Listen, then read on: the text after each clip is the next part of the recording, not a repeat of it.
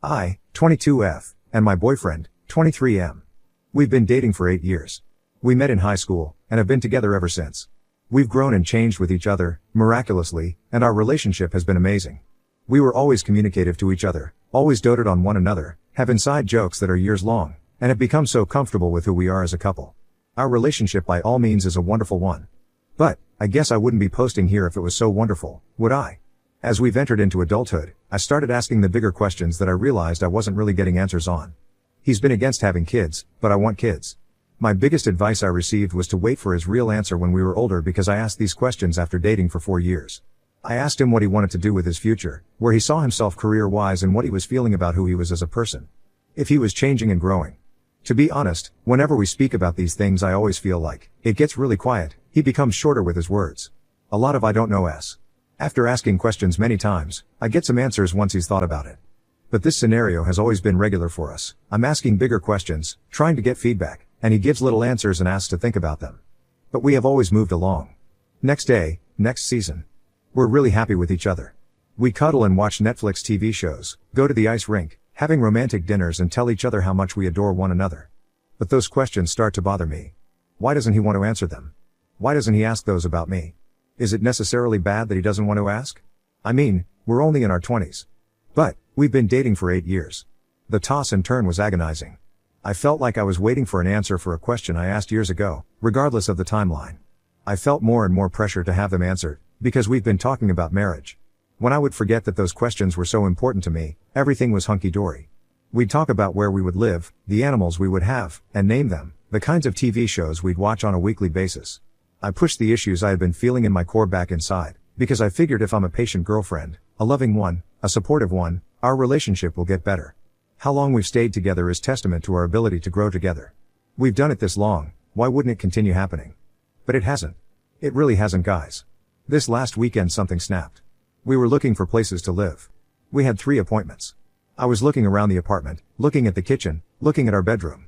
When we kissed each other goodbye after a post-appointment cuddle/nap, and I went back home, I burst out crying in the car. I was sobbing. When I got home I called my mom, she came over, I was broken. Something died. Something straight up died. I don't know what's going on. I think I need to break up with him. I don't think this is the kind of change that I can ask of him. I don't think asking him to change is fair. It's not that I haven't been patient, I have. He has been giving me his answer to all my questions, I just haven't been happy with what they are. The silence, the skirting around the topic, the I don't know-s. I thought we could grow through any scenario, but moving in together put it all into perspective for me. I'm not ready to move in with this guy. Earlier in the year, he told me he was alright with kids, with having them, too. After that conversation, such a huge flood of relief hit me that I think spurred this season of ignorance. He answered my big question, so I was happy. But the reality is setting in. Does he actually mean that? Did he say that to appease my asking? He has told me that I'm the best thing to happen to him, that he loves me and that I inspire him to be a better person, and that he's happy he's with me because he wouldn't know how to date anyone else at this point since we've been together for so long. I wish he had the motivation and drive and a goal for himself. I wish he thought about his future. I wish he was more excited about life, more positive about life. I wish he wasn't so angry at people and himself. I wish he approached his problems readily and openly. I wish he was more emotionally available. I wish I knew how to do this without destroying him, because I think it will. His family would all turn on him, I know it. We've been talking about marriage. We're looking at places to live together. And I just imploded. I imploded. My gut is telling me to do this, and it's never been wrong. But how? How on earth do I do this? Edit. Thank you everyone, so much, for your comments. All of them, I've read every one. I think after the initial hysteria and realization of what I was feeling, and putting it into written word, that I've come to realize what I'm truly feeling. I'll post an update after this weekend when I talk with him. I'll tell you how it goes. Update. So, the big conversation happened on Friday, a day earlier than what I was expecting. After writing this post and speaking to trusted family and friends, I decided I didn't want to wake up like I had all week feeling like shit anymore. I'd open my eyes and just immediately feel that familiar pain in my chest. I wanted it to be over. He had been texting me normally in the week, so I knew he wasn't expecting this. It made it so much harder. That part wasn't easy, texting him back very plainly to avoid lying or leading him on. But I asked him if he'd like to meet on Friday and he said he'd love to, so I went over in the morning after running a few errands with my brother. He drove what he called a getaway car and said he'd pick me up when it was over. It was so hard. His family was decorating the house for Christmas. As soon as I got there, his mother asked me to help drape some garland across the front porch. I stood there with my heart in my throat, helping her out. As soon as I found a window, I walked into the house and found him in the kitchen. He was still in his pajamas. I asked if we could talk in his room, and he said sure. He wrapped me in a hug and rubbed my back, and it took everything not to cry right then. We walked up the stairs to his room, I closed the door, and gave him one last, huge hug in the privacy of his room. I took a breath and then asked if we could sit down. I sat crisscross and began. I told him that I had been in so much pain since we came back after looking at places to live together. I told him that I didn't think we should live together. I told him that was because I didn't think we should be together. I told him it wasn't his fault, that this wasn't because he had something wrong. I told him I felt like there was something wrong with our relationship, and that I knew moving in together wasn't the right choice for us, and ultimately, committing to each other like that wasn't the right choice for me. I told him that I wasn't able to commit to him in that way, when the choice came. I told him that it wasn't a smooth transition, that this decision came all at me at once like a freight train. I told him that I was sorry. He asked me why I was doing this. He looked absolutely shocked. He told me he thought everything was perfect and that he didn't understand why I was saying this. He asked me where we should go from here. I told him I wanted to talk this out, since we've been together for so long. I told him I wasn't going to waver in my decision because I felt like it was the right choice to make, but I wanted to talk it out. Instead, he went to his dresser, got out of his pajamas, got into a change of clothes, grabbed his backpack, and left. His mother asked him for more Christmas help, but as far as I knew he walked by her. I sat there in shock, I guess. Before he left he said see you Saturday because our friends were having a Friendsgiving. I could feel the hysteria come on. It was like a tidal wave. The reality of what I had just done. It was like every elegant, composed, logical reason I had for breaking up went right out the window. Every graceful approach I was going to take this conversation and just blanked on me. I was simply honest and raw. And now I felt like the shittest person I'd ever known. I got my shoes on and flew down the stairs. His mother was asking me for more Christmas help, but in the first time in years, I ignored her and ran out the front door. I was walking away from his house. After I had reached the street, she came outside. I could hear her steps behind me. She called out my name with the same urgency that you call out to someone as if they forgot something in the house. I didn't turn around. She called out my name again, louder, and I rounded the corner towards the rest of the neighborhood. I then called my brother and asked him to pick me up. He was there in 2 seconds. The car was still moving as I opened the door and slid inside, and I was out of there. That was, by far the hardest thing I've ever done. I was sobbing. My brother held my hand. It was loud, heartbreaking sobbing. I can't believe I had ended an 8-year relationship, but I did. I went home and my family was all there. They all comforted me through it and told me their breakup stories of their first loves. That was Friday. Today, Monday, I have to say, it was absolutely the correct decision for me to make. After the initial tears, hysteria and destruction, I realized I had needed to make that decision for a long time. I feel fuller, in a way, if that makes sense. And I'm excited for what's to come for me. Edit, to be honest, I'm shocked again at the response. Thank you all, even the people who don't agree with my decision. If I were to respond to you all and include every single detail of our relationship to try and justify myself, I think it would defeat the point of reading your honest responses, because that's what I'll be dealing with going forward. I appreciate every comment. I've gone through and read them all. Thank you for your eyes and time spent giving your input. Now on to the next story. Story 2. Caught my friends sexually assaulting my blackout drunk GF and filming it at her graduation party. They said it was a joke, then harassed us for weeks, and tried to turn her against me. I've been with my girlfriend Laura for a year. She is awesome and we love each other. I've been friends with Jake and Shelly for 2 years. We weren't that close seeing as I met them through my group of friends, but now we're very close.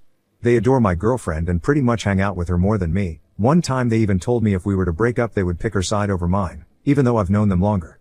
Anyway, I'll get to the point. So Laura just graduated college and wanted to celebrate. Let me start by saying she never drinks. In the year I have known her, I think she's only drank like once or twice, and honestly, that's because my group of friends kind of pressured her into it. She doesn't handle alcohol well since she is really small and has no tolerance. This will be important later. So Jake and Shelly invite her over to their place while I am at work, so I can't come. The plan was for them to pick her up and take them to their place, and for me to pick her up after work so she doesn't drink and drive/have to spend the night. All is well, I trust them and I know they are experienced drinkers and would watch her. I get off at 2 a.m. from work and head over to their place. At this point, I know Laura is drunk because of the sloppy texts I am getting from her, so I knew that I would have to take care of her. But then, I get to their house and I walk in on something terrible. Laura is passed out on the ground, Shelly is on top of her making out with her, and Jake is recording it all with his phone. I freak out and ask him what the fuck is going on. I snatch his phone from him and delete the videos and pictures. He laughs and says it was all a joke, that they took the pictures to make fun of Laura in the morning, play a joke on her. I pick her up off the ground and we leave.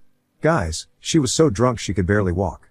She was puking constantly, she was crying and couldn't see straight, and my friends were completely sober. What the fuck? I put her to bed and then receive a text from Shelly, saying that I shouldn't be mad since it was all a joke.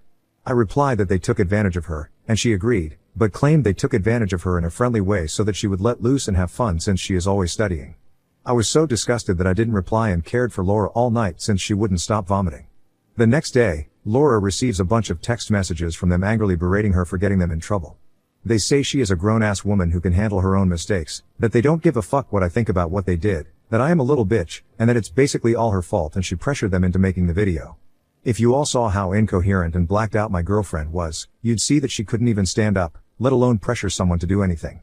She has been crying over it all day, and switches between yes it was all her fault, to no they were being disgusting assholes.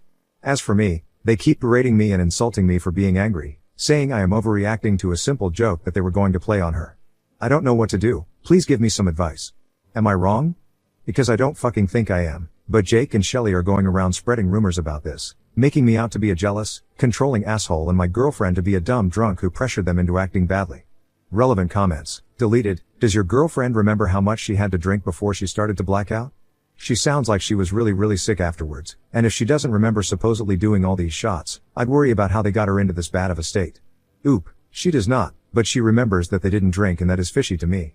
The text the friend sent, the exact text they sent was, we really did take advantage of her, but in a friendly way. She wanted to take more shots and we wanted her to have fun since she's always stuck home studying. It was more of a joke to her sober self? I'd what the fuck that means. When told they are predators, you know what, I've suspected this but I didn't want to believe it. I always felt left out because they would prefer to hang out with her and they told me so. I feel so guilty because if it weren't for me, my girlfriend would have never met them. I feel bad for letting her go there with them. Update, hey guys.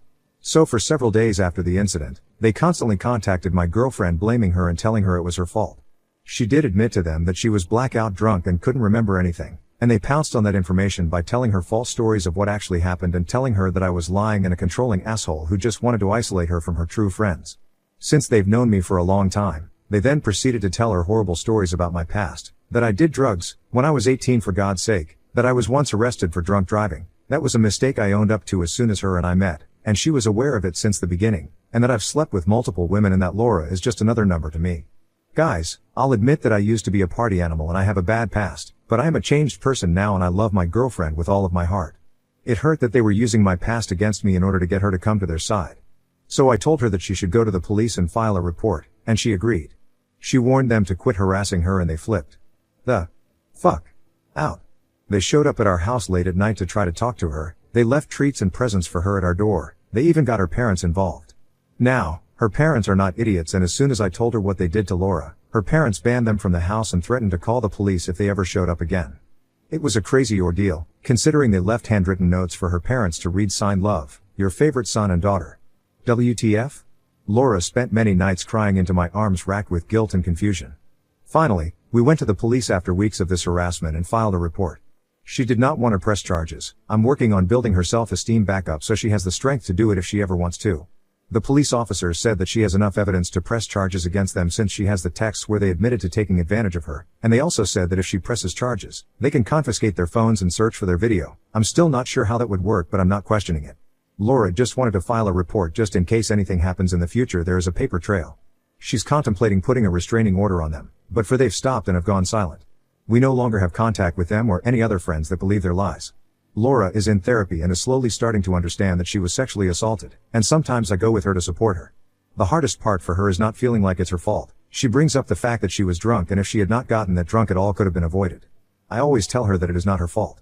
We will see if she decided to press charges. I can't force her to do anything she doesn't want to do but I support her in anything she chooses.